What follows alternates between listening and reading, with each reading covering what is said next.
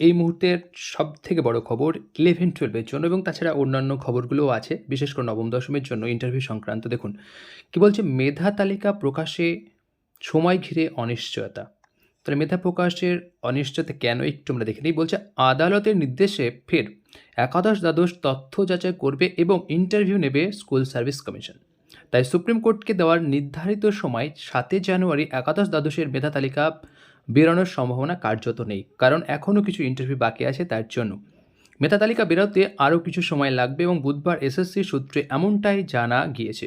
এসএসসির এক কর্তা বলেন, হাইকোর্টের নির্দেশে একাদশ দ্বাদশের 100 জনের কিছু বেশি চাকরি প্রার্থীর তথ্য যাচাই করে ইন্টারভিউ নিতে হবে। অলরেডি আপনারা জানেন যে বিশেষ করে যারা সেই সময় যারা 2016 সালে ইন্টারভিউ দিয়েছিলেন এবং বয়সজনিত কারণে যারা পরীক্ষা দেওয়ার পরেও ইন্টারভিউ বোর্ড থেকে বাদ গেছেন, তারা কোর্টের দ্বারস্থ হন এবং তাদেরকে কিন্তু পুনরায় ইন্টারভিউ দিতে বলেন সেই 100 জন মোটামুটি।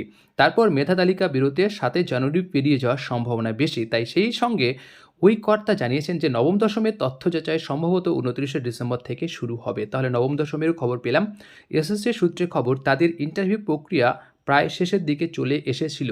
এখন নতুন করে ফের কিছু প্রার্থীর ইন্টারভিউ করতে গেলে আবার ইন্টারভিউয়ের সূচি তৈরি করে বিশেষজ্ঞদের ইন্টারভিউ নেওয়ার জন্য ডাকতে হবে।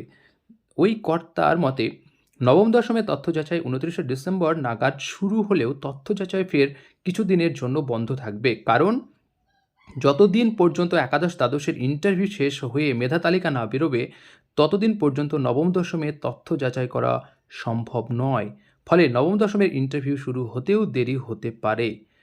তবে নবম দশমের মেধা তালিকা প্রকাশের সময় 31শে মার্চ দেওয়া হয়েছে সুপ্রিম কোর্টে।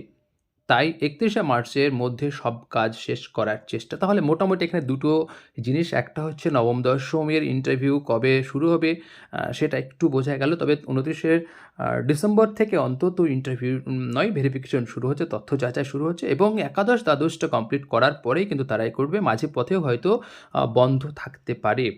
তো যাই হোক, এই হচ্ছে খবর। আশা করি এই খবরগুলো আপনাদের অনেকটা কাজে আসলো। যদি এই ধরনের তথ্য আরও পেতে চান তাহলে অবশ্যই ইউটিউব চ্যানেলের সঙ্গে জুড়ে থাকুন। এবং যারা এই মুহূর্তে মাদ্রাসায় যে একটা খবর পাওয়া যাচ্ছে, তো যারা প্রস্তুতি নিচ্ছেন তারা আমার ইউটিউব চ্যানেলটি অবশ্যই ফলো করতে পারেন, কারণ সেখানে অসংখ্য ভিডিও রয়েছে, আপনারা চাইলে দেখে নিতে পারেন বিভিন্ন প্লে লিস্ট ফলো করে।